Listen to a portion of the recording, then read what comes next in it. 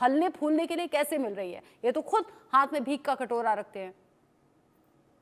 रचना जी, ये जो पाकिस्तान में आतंकवादी तंजीमें, इनकी फंडिंग दो तरीके से होती है। पहला तरीका यह है कि पाकिस्तान को जो अंतर्राष्ट्रीय एड मिलता है उसका एक हिस्सा वो चोरी चुपके पैसा डाइवर्ट करता है इन तंजीमों में ट्रेनिंग देने के लिए, उनको हथियार सप्लाई करने के लिए। और दूसरा जो फंडिंग का तरीका है इन आतंकवादी तंजीमों का, वो है चीन सीधा इनकी मदद करता है। जितने भी आतंकवादी संगठनों को पाकिस्तान समर्थन देता है, उसके पीछे चीन है, क्योंकि पाकिस्तान के खुद के अपनी आर्थिक काबिलियत नहीं है इन आतंकवादी संगठनों को फंडिंग करने की। तो ये जो पूरा पैसे का खेल है, ये पाकिस्तान बड़ी चतुराई से अंतर्राष्ट्रीय एड को घुमा फिरा के उन तक पहुंचा रहा है, और चीन तो उनका समर्थन कर रहा है, क्योंकि चीन और पाकिस्तान के का एक कॉमन दुश्मन है, वो है भारत। तो ये जो दो देश हैं, ये कोई मुमकिन चीज करेंगे भारत को कमजोर करने की, अंदरूनी तरीके से या एक्सटर्नल तरीके से, जब वो हम पे टू फ्रंट वॉर करेंगे 2035 में। और जहां तक आपने कहा कि जो ये आधुनिक हथियार हैं, कई हथियार तो आतंकवादियों से मिले हैं जो जम्मू कश्मीर में मारे गए या पकड़े गए हैं, जो मेड इन चाइना है। और कई आधुनिक हथियार हैं जो ऑस्ट्रेलिया में बने, अमेरिका में बने हैं। ये आधुनिक हथियार उन इलीगल मार्केट से खरीदे गए हैं, और जहां पे पैसा पाकिस्तान ने लगाया जो उसे इंटरनेशनल एड में मिलता है। ओवरऑल अगर हम देखें, ये जो आतंकवादी हैं पाकिस्तान में, जो मैंने शुरू में बताया 38 तंजीम है और 30,000 से ज्यादा उनकी ट्रेनिंग हो रही है आज की तारीख में, इनको पैसे की और हथियार की कोई कमी नहीं है, क्योंकि इन्हें बेशुमार समर्थन मिल रहा है, चाहे हम्म। पाकिस्तान हो चाहे चीन। कर्नल सोढी, चूंकि आपने 2035 का जिक्र किया, आपको लगता है 2035 में टू फ्रंट वॉर होगा? बिल्कुल रचना जी, मैंने काफी रिसर्च की है इसके ऊपर, और मेरा जो आंकलन है, सारी टाइमलाइन 2035 के टू फ्रंट वॉर की तरफ जा रही है। ये अपने आप में एक बहुत बड़ा विषय, क्योंकि समय की कमी है तो इसमें मैं ज्यादा ड्वेल नहीं करूंगा। लेकिन जितनी टाइमलाइंस हैं पब्लिक डोमेन में, यहां तक कि रचना जी, इसी साल 5 फरवरी 2024 को डायरेक्टरेट ऑफ नेशनल इंटेलिजेंस, जो कि अमेरिकी सरकार का एक गवर्नमेंट ऑर्गेनाइजेशन है, उन्होंने अपनी रिपोर्ट सार्वजनिक की, जिसमें उन्होंने साफ लिखा है कि जिस तरह से भारत, पाकिस्तान और चीन के बीच में तनाव बढ़ रहे हैं, ये तीनों देश एक दूसरे की तरफ टू फ्रंट वॉर की तरफ बढ़ रहे हैं। और जैसे मैंने पहले बताया, जो भी टाइमलाइन है पब्लिक डोमेन में, सारी टाइमलाइन 2035 के टू फ्रंट वॉर की तरफ लेके जा रही हैं। और जहां तक पाकिस्तान चीन की बात है, जो भी वो सैनिक तैयारी कर रहे हैं, हम्म। वो इस लक्ष्य को मद्देनजर रखते हुए कर रहे हैं। ऊपर से वो कोई भी बातचीत करें, कोई भी हमसे हाथ मिलाएं, कोई भी बोलें कि हम बिल्कुल शांति चाहते हैं, लेकिन दोनों देशों के मन के अंदर भारत के लिए इतनी घृणा है कि वो ये युद्ध की पूरी तैयारी कर रहे हैं। युद्ध की पूरी तैयारी है, और इस युद्ध को लेकर जो आसार हैं उस पर बड़ी रिसर्च का दावा कर्नल सोढी कर रहे हैं। संजीव श्रीवास्तव जी, अगर वाकई ऐसा है तो फिर भारत को अपनी स्ट्रैटेजी में क्या बदलाव करने चाहिए मौजूदा स्थिति को देखते हुए और भविष्य की तैयारियों को देखते हुए भी? देखिए रचना जी, आज का ये जो नया भारत है वो लगातार अपनी पोजीशन ऑफ स्ट्रेंथ को, अपने डिफेंस पास्चर को सशक्त और मजबूत बना रहा है।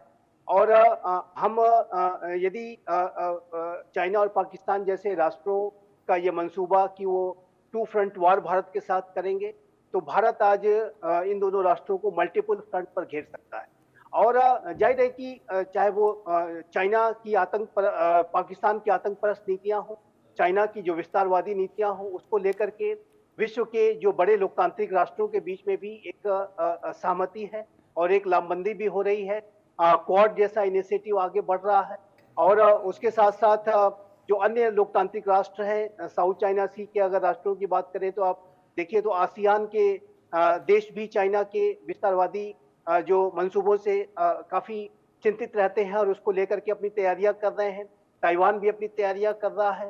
तो जो लोकतांत्रिक राष्ट्रों के बीच में जो चाइना के जो अति महत्वाकांक्षाएं हैं उसको और उसके जो विस्तारवादी मंसूबे हैं उसको ध्यान में रखते हुए एक लामबंदी चल रही है। भारत ने अब आसियान के राष्ट्रों के साथ भी अब पिछले वर्ष से मिलिट्री एक्सरसाइज भी कंडक्ट करना शुरू किया है।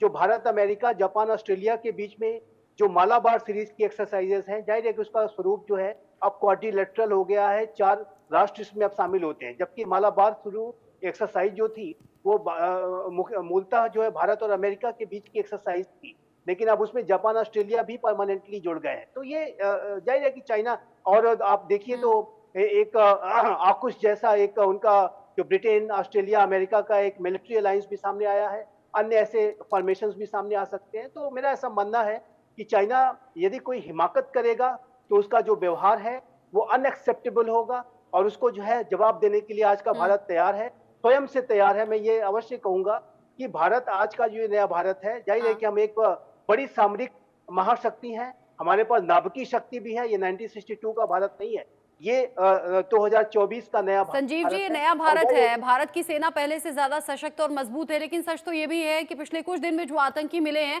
वो पहले से ज्यादा आधुनिक तरीके से तैयार हैं। वो चकमा देकर भागने की फिराक में रहते हैं और कई बार कामयाब होते भी हैं। अगर उनकी तैयारी पहले से ज्यादा पुख्ता है तो हमें भी, मुझे लगता है, 2 कदम आगे बढ़कर सोचना होगा। जरूर जरूर, देखिए जम्मू में जो आतंकी जो घटनाएं लगातार हो रही हैं वो निसंदेह ये जो बाहर से आए हुए इन्फिल्ट्रेटर्स हैं उन्हीं के द्वारा की जा रही है, पाकिस्तान के इशारों पर की जा रही है। और इन के सफाई के लिए जो पीर पंजाल की जो पहाड़ियां हैं, पुंछ राजौरी के जंगल हैं, वहां पर एक अभियान भी भारत की सेना चला रही है। लेकिन मेरा ऐसा मानना है, और जैसा कि आपने कहा, इन आतंकवादियों की जड़ों पर भी प्रहार होना चाहिए। ये जो प्रहार है भारत ने पहले 2 बार किए हैं, भविष्य में भी। अब मेरा ऐसा मानना है कि जिस तरह की घटनाएं सामने लगातार आ रही हैं, अभी हाल के समय में गांदरबल में जिस तरीके का हमला इन आतंकियों ने किया है नई सरकार वहां बनने के बाद, तो जाहिर है कि ये भारत को लगातार चुनौती देने की कोशिश कर रहे हैं। और एक बात बहुत स्पष्ट है कि पाकिस्तान, चाहे वो जितनी भी जटिल से जटिल दयनीय स्थिति में क्यों ना हो, वो भारत के खिलाफ आज भी आतंकी साजिशें रच रहा है। और यही कारण है कि पाकिस्तान से कोई बातचीत संभव नहीं है। हमारे विदेश मंत्री श्री जयशंकर ने अभी एससीओ की समिट में भाग लेने के लिए पाकिस्तान की यात्रा की, लेकिन हमने बहुत स्पष्ट रूप से ये कह दिया था कि इसका भारत और पाकिस्तान के संबंधों से कोई लेना देना नहीं है, क्योंकि पाकिस्तान ने जो भारत की शर्त है कि आतंकवाद के विरुद्ध वो जब तक इरिवर्सिबल, वेरीफाइबल और क्रेडिबल स्टेप लेकर के नहीं दिखाएगा, तब तक ये नया भारत बातचीत नहीं कर सकता। तो ये पाकिस्तान ने शर्त पूरी नहीं की है। पाकिस्तान के द्वारा अभी भी साजिशें रची जा रही हैं, और जिस तरह की आपने रिपोर्ट दिखाई कि अब्टाबाद में ट्रेनिंग वगैरह भी चल रही है, और पाकिस्तान ऑक्युपाइड कश्मीर में टेरर कैंप्स लगातार कार्य कर रहे हैं, ये हम जानते हैं। इन्फिल्ट्रेशन की घटनाएं लगातार जो अटेम्प्ट्स किए जाते हैं, तो ये इस तरह की स्थिति में भारत और पाकिस्तान के संबंध सामान्य नहीं हो सकते, बातचीत नहीं हो सकती, ये बहुत स्पष्ट है। लेकिन भारत इन आतंकियों के खिलाफ आने वाले समय में भी बड़ी से बड़ी कार्रवाई कर सकता है। वो सारे ऑप्शंस ऑन द टेबल हैं। यानी आप इशारा कर रहे हैं कि पाकिस्तान को सबक सिखाने के लिए हो सकता है एक और सर्जिकल स्ट्राइक की जरूरत हो, और हो सकता है आने वाले वक्त में वो किया भी जाए। कर्नल सोढी, ऐसा नहीं है कि ये आतंकी कैंप्स चल रहे हैं, आतंकियों को तैयार किया जा रहा है तो सिर्फ भारत में आना है, नुकसान पहुंचाना है, वापस पहुंचने की तैयारी है। ये नुकसान अलग अलग तरीके से है, जिसमें हम देखते हैं नशे की खेप पहुंचती है, जिसमें युवाओं का ब्रेन वॉश किया जाता है, अलग अलग तरीके से ये पूरा संगठन काम करता है, और ये देश के अलग अलग हिस्सों में फैला हुआ पूरा जाल है। ब्रेन वॉश करना, अपने कैंप में शामिल करना, उन तक नशे का सामान पहुंचाना, उन तक आधुनिक हथियार पहुंचाना, उन्हें वो मनगढ़ंत सपने दिखा देना जो हकीकत से कहीं परे हैं। रचना जी, मैं आपका प्रश्न बहुत गहरा है। मैं आपको नमन और सलाम करना चाहूंगा कि आपने इतना अच्छा प्रश्न पूछा है।